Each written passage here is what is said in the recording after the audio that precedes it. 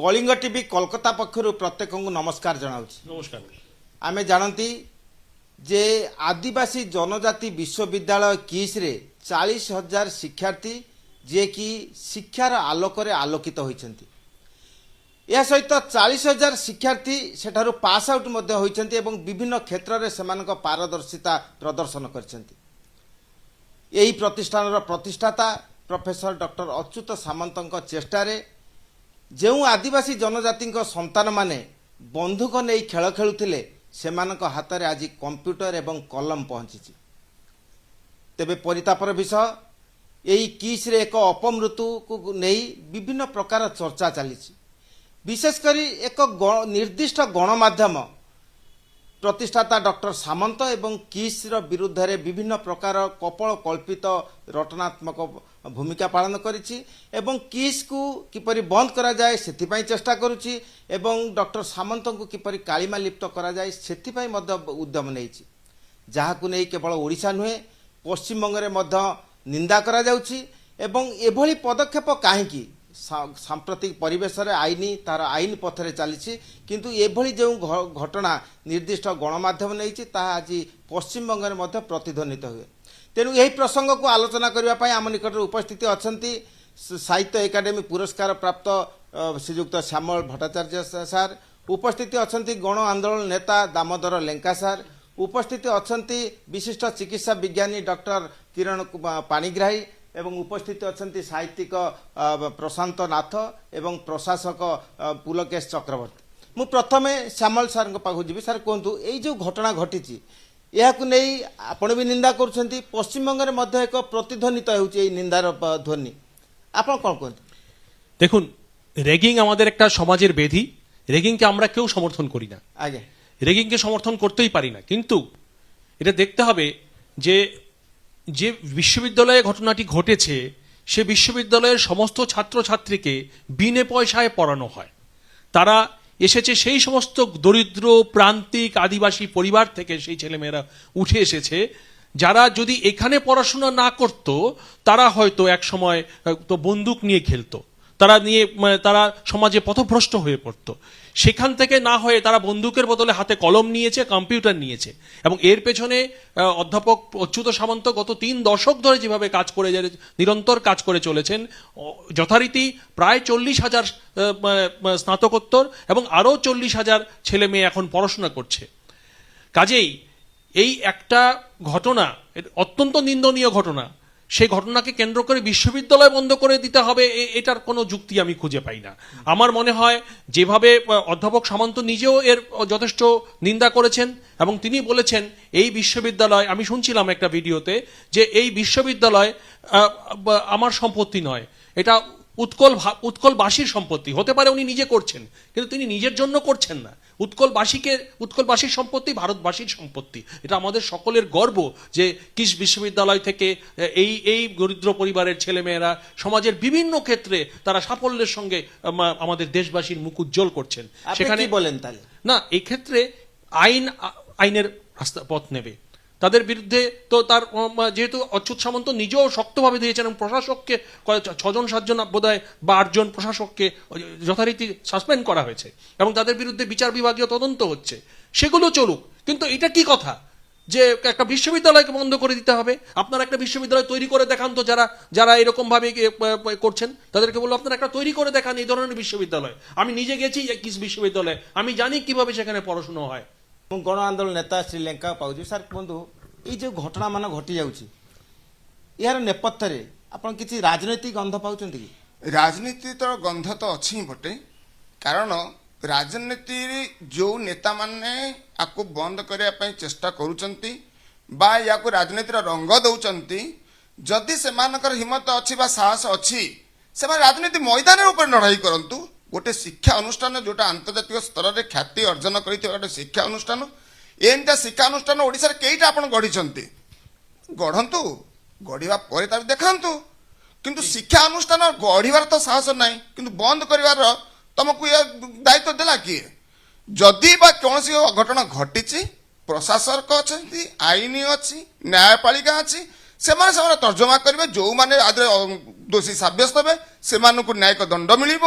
বা ସେମାନଙ୍କୁ ଅଦାଲତ ସେମାନଙ୍କୁ ଦଣ୍ଡ ବିଧାନ କରିବ। ତେଣୁ ଆପଣମାନେ ଯେଉଁ ଅପପ୍ରଚାର କରୁଛନ୍ତି ଏଇ ଅପପ୍ରଚାରଟା ଠିକ୍ ନୁହଁ। ଯେଉଁଟା ଓଡ଼ିଶାର ଆଲୋକ କହିଲେ ସୂର୍ଯ୍ୟ କହିଲେ ଅତ୍ୟୁକ୍ତି ହେବ ନାହିଁ। ଏଇ ବିଶ୍ୱବିଦ୍ୟାଳୟ ଆଜି ଆନ୍ତର୍ଜାତିକ ସ୍ତରରେ ଯେଉଁ ଖ୍ୟାତି ଅର୍ଜନ କରିଛି ଶିକ୍ଷା କ୍ଷେତ୍ରରେ ହେଉ, କ୍ରୀଡ଼ା କ୍ଷେତ୍ରରେ ହେଉ ଏବଂ ବିଭିନ୍ନ କ୍ଷେତ୍ରରେ ଆଜି ଯେଉଁ ଆଦିବାସୀ ପିଲାମାନେ ସମାଜର ମୁଖ୍ୟ ସ୍ରୋତରେ ଆଜି ମୁଖ୍ୟ ଭୂମିକା ଗ୍ରହଣ କରିଛନ୍ତି, ଯେଉଁମାନେ ବିଭିନ୍ନ ଆନ୍ତର୍ଜାତିକ ସ୍ତରରେ ଖ୍ୟାତି ବି ଅର୍ଜନ କରିଛନ୍ତି କ୍ରୀଡ଼ା କ୍ଷେତ୍ରରେ ହେଉ ଏବଂ ଶିକ୍ଷା କ୍ଷେତ୍ରରେ ହେଉ, ସେମାନେ ସ୍ୱର୍ଣ୍ଣ ପଦକ ବିଭିନ୍ନ ରୌପ୍ୟ ପଦକ ଆଣିଛନ୍ତି। এইটা হচ্ছে ଆମ ଓଡ଼ିଶାର ଗର୍ବ। ଆମେ ଜାଣନ୍ତି ଯେ 40,000 ଆଦିବାସୀ ଶିକ୍ଷାର୍ଥୀଙ୍କ ଭବିଷ୍ୟତ ଏହି କିସ୍ ଉପରେ ନିର୍ଭର କରେ, କିନ୍ତୁ ବର୍ତ୍ତମାନ ନିର୍ଦ୍ଦିଷ୍ଟ ଏକ ଗଣମାଧ୍ୟମ ବ୍ୟତିକ୍ରମୀ ରୂପ ନେଇଛି ଯାହାକି ବିଭିନ୍ନ କ୍ଷେତ୍ରରୁ କ୍ଷତି ପରିବେଶ ସୃଷ୍ଟି ହୋଇଛି। କ'ଣ କୁହନ୍ତି ଆପଣ? ଦେଖନ୍ତୁ, ଗଣମାଧ୍ୟମ ଯାହା କରୁଛି ତା ଉପରେ ଆମେ ଚର୍ଚ୍ଚା କରିବା ପୂର୍ବରୁ ପ୍ରଥମେ ସମସ୍ତେ ଜାଣିବା ଦରକାର ଯେ ଅଚ୍ୟୁତ ସାମନ୍ତ କିଏ, ସେ ଲୋକଟି କିଏ, ତାଙ୍କ ବ୍ୟକ୍ତିତ୍ୱ କ'ଣ। ସେ ଲୋକ ଯିଏକି ଯାହା ନାଁ ଅଚ୍ୟୁତ, ଭଗବାନଙ୍କ ନାଁ ପାଇଛନ୍ତି ସେ ଅଚ୍ୟୁତ, ସ୍ୱୟଂ ବିଷ୍ଣୁଙ୍କ ନାଁ। 1965 ମସିହାରେ କଲରାବାଙ୍କ ବୋଲି ଗୋଟେ ଗାଁ, ଯୋଉଟା କଟକ ଡିଷ୍ଟ୍ରିକ୍ଟରେ ଥିଲା, ବର୍ତ୍ତମାନ ଏବେ ଜଗତସିଂହପୁର ଡିଷ୍ଟ୍ରିକ୍ଟରେ ଯେଉଁ କଲରାବାଙ୍କ ଗାଁରେ ଜନ୍ମ ହୋଇଥିଲେ, ସେ ଲୋକ 4 ବର୍ଷ ହେଲା ବେଳକୁ ସେ ତାଙ୍କ ବାପାଙ୍କୁ ହରାଇଛନ୍ତି, ଅନାଦିଚରଣ ସାମନ୍ତଙ୍କୁ ହରାଇଛନ୍ତି।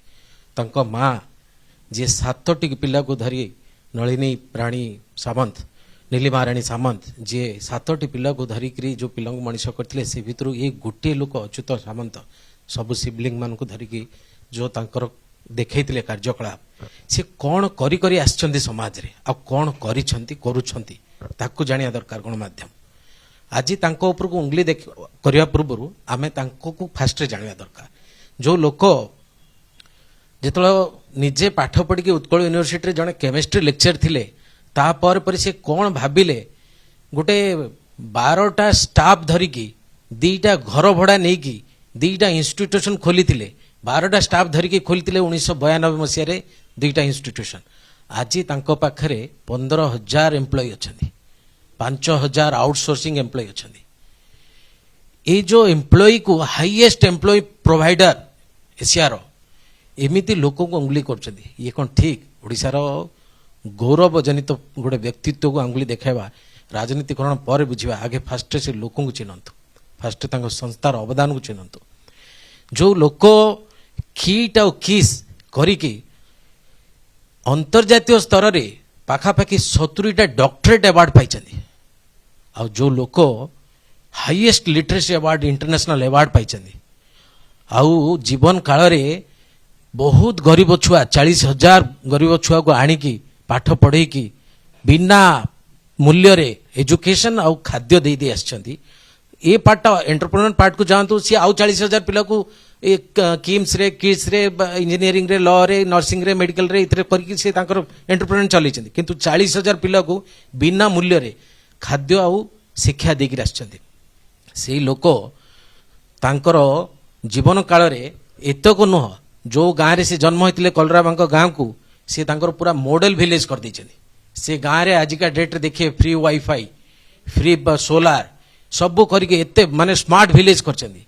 ଏ ପ୍ରକାର ଅବଦାନ ଦେବା ବାଦେ ସିଏ ତାଙ୍କର ଆଉ ଗୋଟେ ଜୀବନୀ ମୁଁ ନ କହିକି ରହିପାରିବିନି, ସେ 2ଟା ଲାଷ୍ଟକୁ ତାଙ୍କ ମା ଉପରେ ପ୍ରେରଣା ହେଇକି ସେ 2ଟା ବହି ଲେଖିଛନ୍ତି। Art of giving, art of ଗିଭିଂରେ ସେ ଲେଖିଛନ୍ତି ଯେ ବ୍ଲଡ୍ ଆଉ ବ୍ରେଡ୍, ବ୍ଲଡ୍ର ସହିତ କାମ କରିବା, ବ୍ରେଡ୍ର ସହିତ କାମ କରିବା, ବ୍ଲଡ୍ ଦେଇକିରି କାମ କରିବା ଆଉ ବ୍ରେଡ୍ ଦେଇକିରି କାମ କରିବା, ସେ ଆର୍ଟ ଅଫ୍ ଗିଭିଂରେ ସେ ଲେଖିଛନ୍ତି। ତାପରେ ଗୋଟେ ବହି ଲେଖିଛନ୍ତି ମାଇ ମଦର ଇଜ୍ ମାଇ ହିରୋ। ଏ ପ୍ରେରଣା ଦେଇଛନ୍ତି ସେ ସଂସାରବାସୀକୁ। ଆଜି ତାଙ୍କ ଉପରେ ଜେଲସି, କିଛି ସମୟ କଥା କହିବାକୁ ଗଲେ ରାଜନୀତିକରଣରେ ଜେଲସି, ଆଉ ଏ ଯେଉଁ ଏଣ୍ଟରପ୍ରେନରସିପ୍ରେ ଜେଲସି, ଏ ଜେଲସି ହେଇକିରି ଏ ପ୍ରକାର କାମ କରିବାଟା ହେଉଛି ଗୋଟେ ମୂର୍ଖାମି। କେଉଁ ହେଲେ ଶିକ୍ଷାବିତ ଇନଷ୍ଟିଟ୍ୟୁସନରେ ଯଦି କିଛିଟା ଭୁଲ ହୋଇଯାଏ, ସେ ଭୁଲକୁ ଆକ୍ଷେପ କରିକିରି କହିବା ଆଉ ତାକୁ ବନ୍ଦ କରିଦେବା, ଏ ପ୍ରକାର ମୂର୍ଖାମି କରିବାଟା ଓଡ଼ିଶାବାସୀ କ'ଣ ପୃଥିବୀବାସୀ ପାଇଁ ମଧ୍ୟ ବହୁତ ଭୁଲ ହେବ। ଏମିତିଆ କାର୍ଯ୍ୟ ନ କରାଯାଉ। ମୁଁ ସାହିତ୍ୟିକ ଶ୍ରୀ ନାଥଙ୍କୁ କହିବି, ସାର୍ କୁହନ୍ତୁ, ଆମେ ଜାଣନ୍ତି ଯେ ନିକଟରେ ଡକ୍ଟର ସାମନ୍ତ କହିଥିଲେ ଯେ ଯଦି କିଟ୍ ବା କିସ୍ରେ ଯଦି ଗୋଟିଏ ଇଟା ଯୋଡ଼ାଯାଏ ସେ ହେଉଛି ଓଡ଼ିଶାର ସମ୍ପତ୍ତି, ଦେଶର ସମ୍ପତ୍ତି। କିନ୍ତୁ ଆଜି সেই ওড়িশার এক প্রমুখ গণমাধ্যম তাঁকু এভাবে ভাবে নিন্দিত করছি, এভাবে রটনাত্মক পদক্ষেপ নেইছি যাকি সংস্থা প্রতি মধ্য ব্যতিক্রমী পরিবেশ সৃষ্টি হয়েছে। কোণ কুহতি আপনি? ଆମେ ମନେ ରଖିବା ଉଚିତ ଗଣତନ୍ତ୍ର ଆଉ ଗଣମାଧ୍ୟମ ଦୁଇଟି ମାନେ ଦୁଇ ଜଣଙ୍କର ବୈଶିଷ୍ଟ୍ୟ ଆଉ ଉଦ୍ଦେଶ୍ୟ ସମାନ। ସେଇଥିପାଇଁ ଆମେ ଗଣମାଧ୍ୟମକୁ ଚତୁର୍ଥ ସ୍ଥାନରେ ରଖିଛନ୍ତି। କିନ୍ତୁ ଆମେ ବାକ୍ ସ୍ୱାଧୀନତା ନାଁରେ ଗୋଟିଏ ଗଣମାଧ୍ୟମ ଅନ୍ୟ ଜଣକୁ ଆକ୍ରୋଶରେ ହେଉ ବା ରାଜନୈତିକ ବିଭାଜନବାଦ ହେଉ ବା ଅନ୍ୟ କୌଣସି ସ୍ୱାର୍ଥ ଯୋଗୁଁ ହେଉ ଏହିପରି ଗଣମାଧ୍ୟମର ଦୋଷାରୋପ କରିବା ବୋଧହୁଏ ଭୁଲ। କାରଣ ଗଣମାଧ୍ୟମର ବାର୍ତ୍ତାକୁ ଲୋକମାନେ ବିଶ୍ୱାସ କରନ୍ତି, ଭରସା କରନ୍ତି, ସମର୍ଥନ କରନ୍ତି। ଯେଉଁମାନେ ବି ପ୍ରଚାର କରୁଛନ୍ତି ବା ବିଜ୍ଞାପିତ କରୁଛନ୍ତି, ବ୍ରଡକାଷ୍ଟିଂ କରୁଛନ୍ତି, ସେମାନେ ସେ ସୋସିଆଲ ମିଡ଼ିଆକୁ ଯାଇ ଥରେ ତାଙ୍କ କମେଣ୍ଟ ବା ଜନତାଙ୍କର କମେଣ୍ଟ ଗୁଡ଼ିକ ପଢ଼ିବା ଉଚିତ, ଯେ ପ୍ରତିକ୍ରିୟା ନେବା ଉଚିତ ଯେ କେତେ ପରସେଣ୍ଟ ଲୋକ ଏହାକୁ ଦେଖିଲା ପରେ କ'ଣ ପ୍ରତିବାଦ କରୁଛନ୍ତି ବା ପ୍ରତିକ୍ରିୟା ଦେଉଛନ୍ତି, ଭଲ ନା ଖରାପ, କାହା ବିରୁଦ୍ଧରେ ପ୍ରତିକ୍ରିୟା ଦେଉଛନ୍ତି। କିନ୍ତୁ ଗୋଟେ ପ୍ରତିଷ୍ଠାନ ବିଷୟରେ ଗୋଟେ ଘଟଣା ଘଟିଛି, ତା ଦାୟିତ୍ୱ ହେଉଛି ପୁଲିସର। ଯେମିତି ଗଣତନ୍ତ୍ରର ସୁରକ୍ଷା ଦାୟିତ୍ୱ ପୁଲିସର, ସେମିତି ସମାଜରେ ଯେକୌଣସି ଘଟଣା ଘଟିଲା ଆମ ସମ୍ବିଧାନ ନିୟମ ଅନୁଯାୟୀ ପୁଲିସର ଗୋଟେ ଦାୟିତ୍ୱ ରହିଛି, ପୁଲିସ ସେ ଆକ୍ସନ ନେବ। କିନ୍ତୁ ଆମେ ବ୍ୟକ୍ତିଗତ ସ୍ତରକୁ ଓହ୍ଲେଇ ଯାଇ ନିଜ ଗଣମାଧ୍ୟମକୁ ସାହାରା କରି ଏମିତି ଅପପ୍ରଚାର କରିବା ବୋଧହୁଏ ସବୁଠାରୁ ଖରାପ ଜିନିଷ। କିନ୍ତୁ ଆଉ ଗୋଟେ କହିବି, ଅଚ୍ୟୁତ ସାମନ୍ତ ଯେଉଁ କିସ୍ ବା କିଟ୍ ଅନୁଷ୍ଠାନଟି କରିଛନ୍ତି ସେଟା କେବଳ ଓଡ଼ିଶାର ନୁହେଁ ବା ଭୁବନେଶ୍ୱରର ନୁହେଁ, ଏ ଭାରତ ତଥା ବିଶ୍ୱ ବାହାରେ ବି ଏହାର ପରିଚୟ ରହିଛି। ଏହା ଆମର ଗର୍ବ। ଆମେ ଛାତି ଫୁଟେଇ ଯେମିତି ଆମେ ଓଡ଼ିଶାର କଳା ସଂସ୍କୃତିକୁ ନେଇକି ବିଦେଶରେ ପହଞ୍ଚାଇ ପାରିଛନ୍ତି, ସେମିତି ଆମେ ଛାତି ଫୁଟେଇ କହିପାରିବା ଆମେ ଭୁବନେଶ୍ୱର କିଟ୍ରୁ ପଢ଼ିକି ଆସିଛନ୍ତି ବା କିଟ୍ରେ ଆମେ ଅଛନ୍ତି। ଯଦି ବି କିଛି ଘଟଣା ଘଟିଛି ତାର ପୁଙ୍ଖାନୁପୁଙ୍ଖ ତଦନ୍ତ ପୁଲିସ ଉପରେ ବା ନ୍ୟାୟପାଳିକା ଉପରେ ଛାଡ଼ିଦେବା କଥା। କିନ୍ତୁ ତାକୁ ଗଣମାଧ୍ୟମରେ ଏମିତି ପ୍ରଚାର କରିବା ଠିକ୍ ଅଛି, ପ୍ରଚାର କର, ଘଟଣା ଘଟିଛି ପ୍ରଚାର କରିପାର ବା କୌଣସି ତଦନ୍ତ ହେଉଛି ତାକୁ ପ୍ରଚାର କରିପାର। କିନ୍ତୁ କିଛି ଲୋକଙ୍କୁ ପଠେଇ ସେଠି ହୋହାଲ୍ଲା କରିବା, ଛାତ୍ରଛାତ୍ରୀଙ୍କୁ ଅସନ୍ତୋଷ କରିବା, ଏଇସବୁ ଯେଉଁ କାମ ଘଟୁଛି, ୟା ଦ୍ୱାରା ନିଜେ ହିଁ ନିଜ ଗୋଡ଼ରେ କହିଲା ଭଳିଆ କୁରାଣି ମାରୁଛନ୍ତି, ୟା ଦ୍ୱାରା ନିଜର ହିଁ କ୍ଷତି କରୁଛନ୍ତି। ମୁଁ পুলকেশ চক্রবর্তী স্যার পাবো। স্যার কুহতু যে আইনি ও নিজের পথে চলছে, কিন্তু এখন যে মিডিয়া যে রূপ নিয়েছে এ সম্পর্কে আপনি কি বলেন? With some background of Dr. Achyut Samanta and also the institution, Kalinga Institute of Social Science. See, Kalinga Institute of Social Science is been, the founder is Dr. Achyut Samanta. He had given his sweat, blood, everything, all his efforts for last about decades to establish this huge institution where 40,000 students taking their education, where the education cost is free, where the hostel accommodation is free, the uniform cost is free, the sports academy is free, and there anything and everything to do with the cost are all free from KG to PG. That means from KG standard to post-graduation. It's an enormous task. It's a monumental task which Dr. Achyut Samanta could made possible. In spite of giving him support, in spite of giving it all kinds of support, one particular segment of people trying to defame him because of a small incident happened, which is definitely shocking. We have all the grief for the family who has lost his son or the children, but that does not substantiate anything that they will keep doing all activities to basically defame Dr. Achyut Samanta. This is ridiculous. I strongly condemn this act of this opposition or the segment of people who are after Dr. Achyut Samanta to defame him, and I am sure in due course of time, rather shortly, it will be exposed, the persons who is responsible for this crime, hideous crime, and they will be put into the law. But till that happen, I request everybody to please calm down and bring the proper atmosphere and environment of the institution so that he can run the institution properly and functions properly. আমি ওদেরকে পরামর্শ দেব যে আপনারা দয়া করে এই media trial, অহেতুক media trial বন্ধ করুন। মিডিয়া ট্রায়াল দিয়ে কোনো কিছু প্রমাণিত হয় না। মিডিয়া ট্রায়াল দিয়ে আপনারা হয়তো কিছুটা সময়ের জন্য অধ্যাপক সামন্তকে ডিফেম করার চেষ্টা করতে পারেন, কিন্তু অধ্যাপক সামন্তকে মানুষ যেভাবে ভালোবাসে, আপনারাই নিন্দিত হবেন, আপনারাই হাস্যকর প্রমাণিত হবেন। আইন পথরে ହିଁ ଯିବ।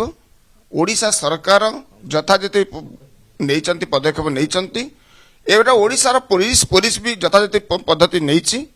ତେଣୁ ଆଇନ ପଥରେ ଯାଉ।